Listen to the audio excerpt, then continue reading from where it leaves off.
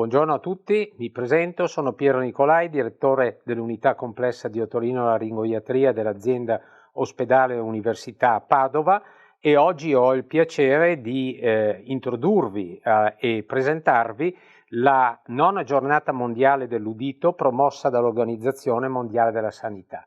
Come è accaduto gli altri anni, le nostre società scientifiche, vale a dire la Società Italiana di Otorinolaringoiatria e la Società Italiana di Audiologia e Foniatria, hanno deciso di patrocinare questa iniziativa dell'Organizzazione Mondiale della Sanità e hanno deciso di farlo con diverse manifestazioni che si terranno in tutta Italia il giorno 3 marzo per l'esattezza, e queste manifestazioni sono finalizzate a sensibilizzare l'opinione pubblica nei confronti non solo della sordità, come è recitato dall'Organizzazione Mondiale della Sanità, ma soprattutto di tutte le malattie che interessano l'orecchio e che possano portare a una compromissione della capacità uditiva.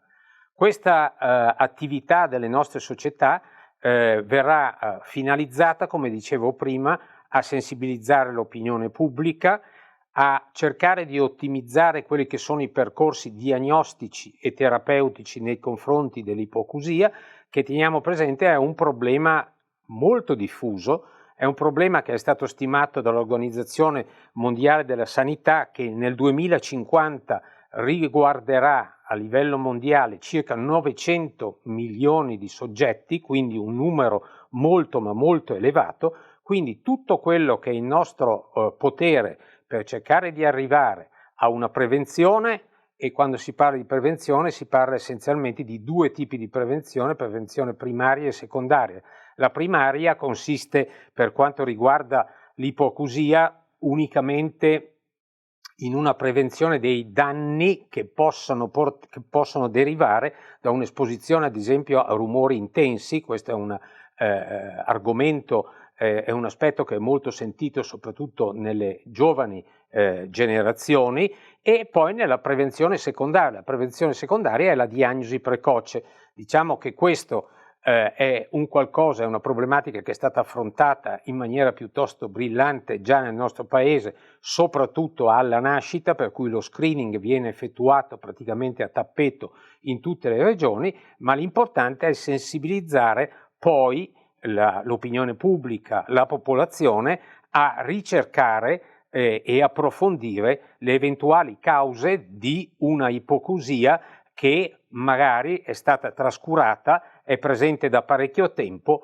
anche perché teniamo presente che c'è sempre questa sorta di aura attorno al paziente ipoacusico che talora si vergogna della sua condizione, preferisce nascondere il problema e magari convive con questo deficit, mentre invece i pazienti devono essere informati del fatto che esistono oggi delle possibilità di riabilitazione veramente efficaci a tutte le età, e quindi questa condizione non deve essere vissuta in maniera quasi colpevole. A seguire la mia presentazione, questa breve introduzione su questa tematica, ci saranno una serie di video di pazienti sottoposti a riabilitazione dell'ipoacusia, video che sono stati preparati dal dottor Davide Brotto e dagli altri colleghi che nella nostra unità si occupano da tantissimi anni, e devo dire con grande successo, di queste tematiche, e che potranno fornirvi e convincervi dell'utilità della riabilitazione, ma per arrivare alla riabilitazione bisogna arrivare prima alla diagnosi precoce. Quindi tenete presente l'importanza di queste attività e tenete presente anche che proprio nell'ambito di queste attività noi avremo un Open Day il 31 marzo, che verrà poi pubblicizzato sui siti deputati, in cui effettueremo una diagnostica di tipo audiologico in quei pazienti che si presentino per un deficit di tipo uditivo. Grazie.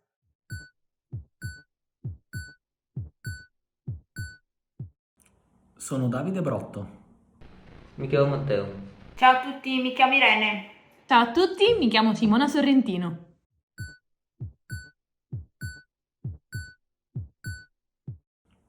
Ho 37 anni. Ho quasi 16 anni. 33. Ho appena compiuto 25 anni.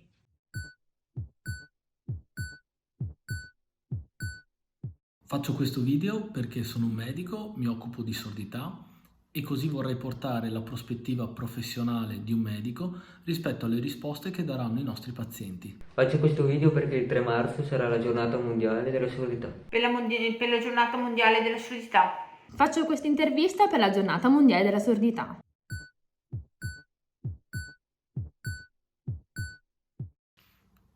Io non ho problemi a sentire, ma vedo tanti pazienti che hanno problemi a sentire con vari livelli di perdita uditiva e penso che anche un'iniziativa del genere possa fare la differenza nello spiegare qual è il problema dell'ipoacusia, quali sono le possibilità per risolvere il problema e dimostrare che anche con un problema del genere è possibile fare una vita assolutamente normale, felice e senza particolari difficoltà. Il mio problema è che ho una sordità bilaterale grave. Sì. La mia sordità mi è stata diagnosticata all'età di 4 anni.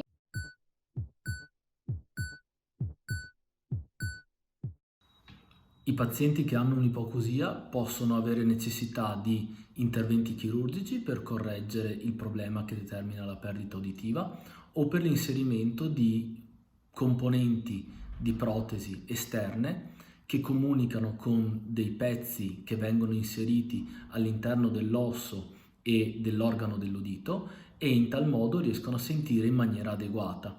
Si parla nel caso specifico di sordità molto importanti e gli strumenti utilizzati sono gli impianti cocleari, come quelli che hanno 2 dei pazienti che vengono intervistati qui a fianco a me. E poi la maggior parte dei pazienti in realtà per le perdite uditive di grado lieve, moderato o severo possono avere la necessità di quelle che noi chiamiamo le protesi acustiche, che possono essere di vari tipi, con varie funzionalità e consentono un ottimo recupero della perdita uditiva e consentono al paziente di sentire adeguatamente. Riesco a sentire grazie ai miei 2 impianti cocleari con cui sento molto bene. Perché porto 2 impianti cocleari, per fortuna che c'è questa tecnologia e devo essere sincera, si sente benissimo. È possibile grazie a un tempestivo intervento tramite le protizzazioni, quindi grazie all'impiego delle protesi che grazie alle tecnologie molto avanzate mi permette di sentire dei suoni, dei rumori, anche quelli più bassi.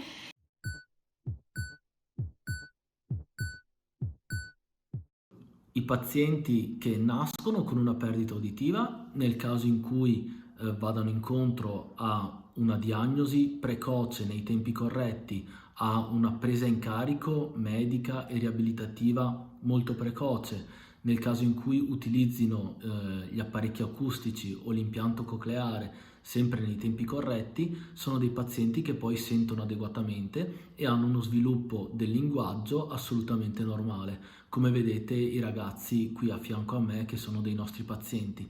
Per quanto riguarda invece il paziente adulto non ha problemi di linguaggio in sé, perché se noi esseri umani sviluppiamo il linguaggio nelle prime fasi di vita, questa è una conoscenza, una competenza che rimane nel nostro essere e quindi poi è solo necessario correggere la funzionalità uditiva per consentire al paziente di comunicare adeguatamente.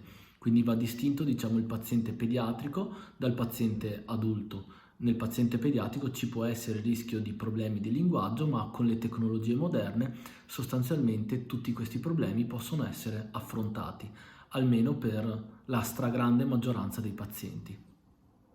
Grazie a una diagnosi precoce ho subito messo l'impianto e subito cominciato un percorso di logopedia che è durato per anni.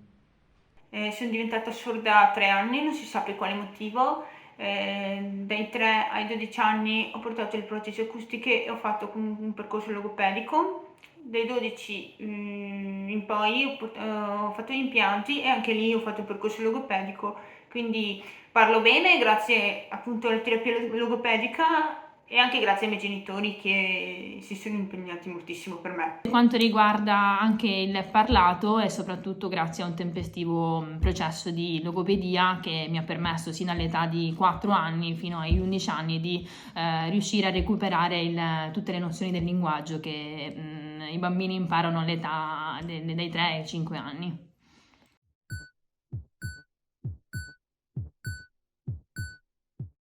Beh, io nella mia vita faccio il medico e faccio l'audiologo e quindi mi occupo di pazienti con sordità, però quello che intendo riportare è l'esperienza che ho come medico di avere tanti pazienti che fanno i lavori più disparati e le attività più disparate, da ingegneri, medici, sportivi, e quindi sostanzialmente quello che io riesco a vedere è che anche un paziente affetto da ipoacusia può avere una realizzazione professionale e sociale assolutamente normale. Spesso è la paura di indossare gli apparecchi acustici, di sottoporsi a un intervento chirurgico, all'impianto cocleare, che in realtà pone questi pazienti in difficoltà nell'essere inclusi socialmente e di trovare una realizzazione professionale. Una volta affrontato, diciamo, il tema di riabilitare l'udito, il percorso di solito è di un'ottima accettazione dei vari ausili necessari e nessuna difficoltà negli ambienti lavorativi. Ovvio che qualche accortezza ci vuole, perché l'udito non torna in maniera esattamente perfetta, però sono sicuramente delle persone che possono avere una soddisfazione anche personale assolutamente paragonabile a quella di altre persone senza problemi a sentire. Sono uno studente del liceo scientifico con l'indirizzo Scienze Applicate al secondo anno. Le mie passioni sono leggere, ascoltare musica e giocare ai videogiochi. Sono ingegnere informatico, lavoro per un'azienda di informatica, un software house. Mi piace molto viaggiare, fare snowboard. Sono molto molto molto curiosa, sono appassionata di sicurezza informatica e di astronomia. Allora, nella vita sono una studentessa all'ultimo anno di magistrale di scienze motorie a Padova e poi sono un'istruttrice di mini basket e gioca a basket. Gioco a basket da quando avevo 6 anni e da quando ho 18 anni sono stata convocata alla nazionale basket femminile sorde, con la quale nel 2021 siamo diventate campionesse europee e l'ultima nel 2022 abbiamo anche vinto la medaglia d'argento alle Olimpiadi.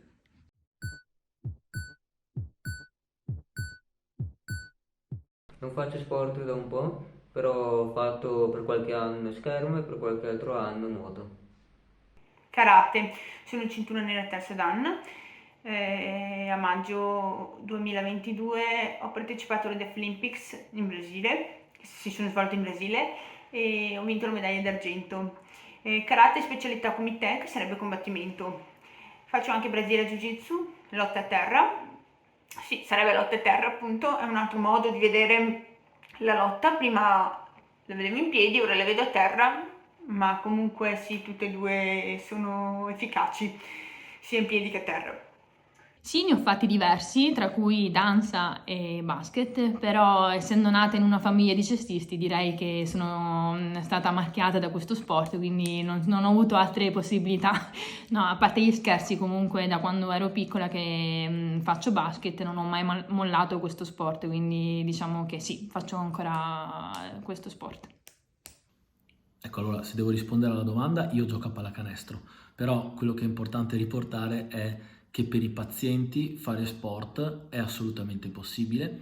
Sicuramente quello che noi raccomandiamo come medici non è di fare esattamente quello che fa Irene, cioè andrebbero evitati se possibile gli sport di contatto, questo perché tutti i pazienti con problemi a sentire tendono ad avere la parte interna dell'orecchio un po' più fragile e quindi gli sport di contatto con il rischio di botte e cadute tendono a essere più pericolosi.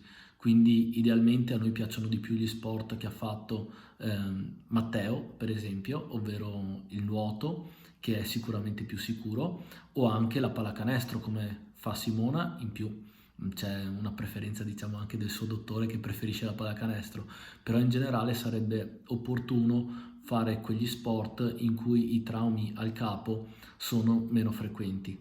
In ogni caso l'obiettivo per un medico, l'obiettivo diciamo di noi sanitari, è quello di cercare di dare al paziente le migliori possibilità di correzione del suo problema e un perfetto inserimento sociale, quindi Non si vuole con queste affermazioni dire che vanno assolutamente proibiti questo tipo di sport, però va sicuramente ragionato del fatto che ci si espone ad un rischio più elevato, e quindi noi che cerchiamo di essere più prudenti e vogliamo bene ai nostri pazienti diamo questo tipo di raccomandazioni.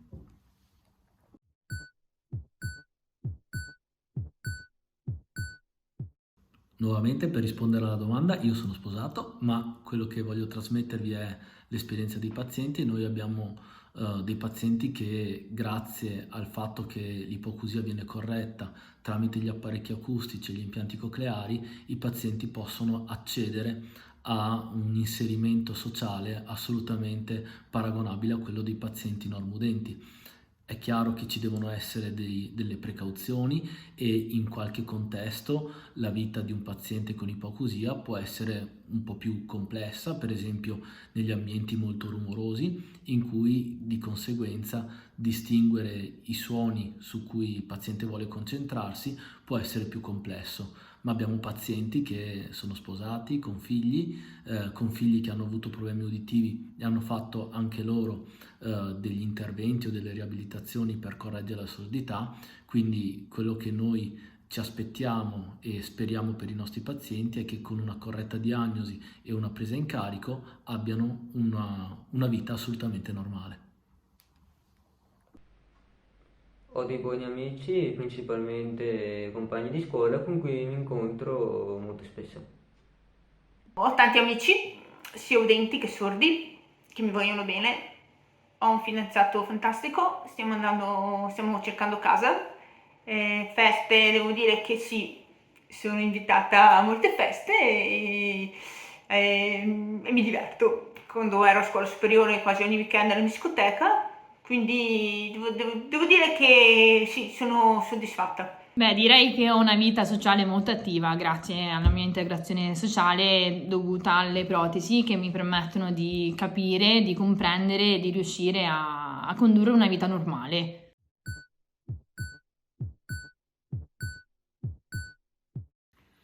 È evidente che il mio punto di vista è molto diverso, quindi io posso raccontare quello che i pazienti raccontano a noi, e quello che noi vediamo come medici è soprattutto la preoccupazione che è collegato allo stigma della sordità, cioè il fatto che mettere gli apparecchi acustici, mettere l'impianto cocleare può essere una cosa visibile, e i pazienti hanno paura di mostrare questa difficoltà o hanno paura di essere presi in giro, soprattutto nel caso dei bambini. Questo tipo di preoccupazioni spesso limitano i pazienti dall'arrivare presto a fare una diagnosi e anche a scegliere presto qual è il sistema per correggere questa perdita uditiva. Io credo che sia questo il più importante problema e la più grande barriera che noi dobbiamo abbattere per aiutare i pazienti con ipoacusia. Gli strumenti per fare una diagnosi precoce ci sono, gli strumenti per far sentire bene i pazienti ci sono, bisogna aiutare queste persone a non sentirsi escluse per motivi futili, ma anzi far diventare l'ipoacusia un po' come i problemi a vederci, che tramite gli occhiali che molti di noi portano può essere un problema assolutamente gestibile e non un motivo di vergogna per il paziente stesso. Il mio principale problema con questa disabilità è il fatto che faccio fatica a capire una persona in contesti rumorosi. L'ipoacusia può essere un problema perché oltre ad essere, diciamo, ci possono essere dei pericoli, nel senso che non sentendo, ovviamente, se si è per strada o comunque fuori, ci possono essere dei pericoli, possono succedere cose gravi, insomma. E anche perché è molto importante l'integrazione con le persone e l'ipoacusia questa cosa un po', diciamo, la blocca, perché purtroppo le persone non conoscono la sordità, non la conoscono bene, ecco. E la sordità è una, chiamiamola così, una disabilità invisibile. Purtroppo le persone, quando noi non sentiamo, ci prendono per distratte o pensano che siamo persone strane, quando non è così, semplicemente non stiamo sentendo in quel momento. L'ipoacusia, se non affrontata, se non presa tempestivamente, potrebbe essere un reale problema, un reale disagio, perché nella vita di tutti i giorni molte volte non si riesce ad esprimersi, in quanto è una disabilità invisibile, per la quale quindi è anche difficile comunicare e riuscire a farsi capire dalle altre persone. Ecco che allora grazie alle protesi, grazie a queste tecnologie avanzate, riusciamo a sopperire a queste mancanze e quindi a superare quelle che sono le barriere della sordità.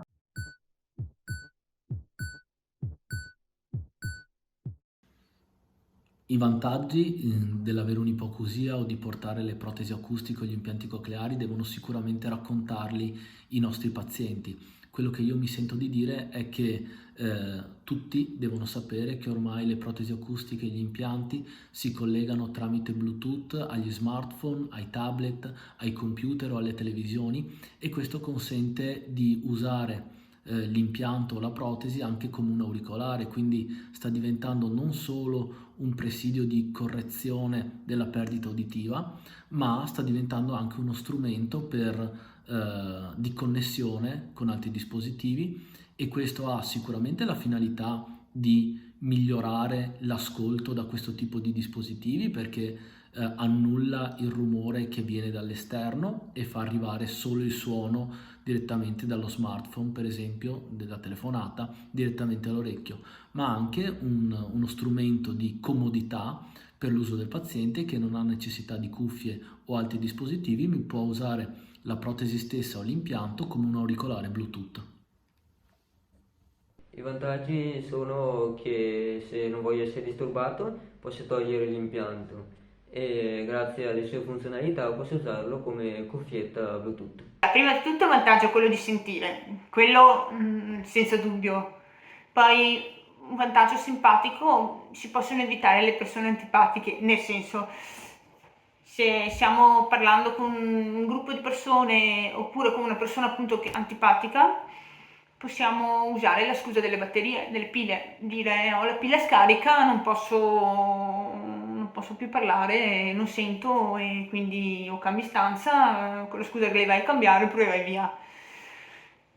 O anche appunto un altro vantaggio è il vantaggio del relax. Gli utenti la sera, ad esempio, quando sono stanchi, dicono che hanno mal di testa e comunque continuano ad avere mal di testa perché sono bombardati da suoni e rumori, non possono fare niente per stare in silenzio. Noi possiamo togliere gli impianti 30 minuti prima di andare a dormire, generalmente faccio così e si sta rilassati come se fosse la spa. E la stessa cosa anche la mattina quando ci si sveglia e prima di andare a lavorare, insomma, cioè prima di uscire di casa si mettono gli impianti e la giornata inizia bene, ecco. Beh, direi assolutamente di sì, perché ti permettono un po' anche quando vuoi di staccarti dal mondo, che devo dire che negli ultimi tempi è una cosa che sto apprezzando tantissimo, e poi comunque sono delle protesi così all'avanguardia che veramente ti permettono di riuscire a fare la qualunque, quindi diciamo che per me avere le protesi, se all'inizio poteva essere un modo per sentirmi diversa dagli altri, ad oggi sì, mi sento diversa, però allo stesso tempo mi sento un po' avvantaggiata perché riesco a potermi rilassare quando voglio, o comunque a poter anche staccare, quindi è una gran cosa per me.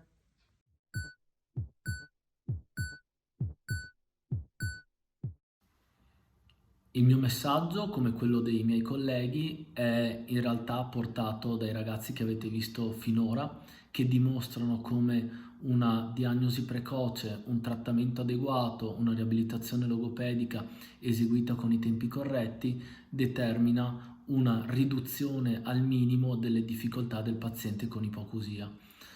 Io vorrei soprattutto dire che non bisogna aver paura di questo problema, bisogna anzi prendere coraggio sin da subito, recarsi precocemente presso un centro di un certo livello per inquadrare la sintomatologia, cercare di capire se è possibile fare qualcosa per correggere questo problema, e va detto che nella stragrande maggior parte dei casi abbiamo assolutamente le possibilità per aiutare i pazienti a sentire adeguatamente.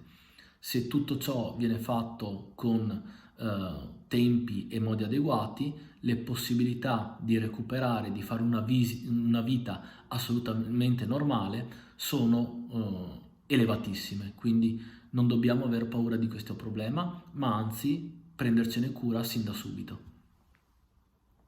Grazie all'avanzamento tecnologico la sordità sta diventando sempre meno un problema, però comunque per superarla ci vuole impegno e costanza, ma se una persona ha determinazione e volontà di farlo, allora può farcela benissimo. La sordità non è un limite, fate tutto ciò che vi piace, che sia viaggi, che sia studio, che sia sport, che sia qualsiasi cosa, divertitevi più che potete, non limitatevi a fare niente e soprattutto fatevi rispettare. Beh sì, porto la mia testimonianza, dimostrazione del fatto che la perseveranza, la forza, il fatto di riuscire quantomeno a lavorare sui propri limiti, alle volte si riesce anche a superarli, quindi vorrei proprio trasmettere questo con questo video, cercare di far capire che grazie a un intervento di protesizzazione, che sia tramite protesi acustiche o tramite impianti cocleari, e anche un processo di logopedizzazione ti permette appunto di superare quelli che sono gli ostacoli che purtroppo la sordità impone, quindi diciamo che questo è il mio messaggio, ecco.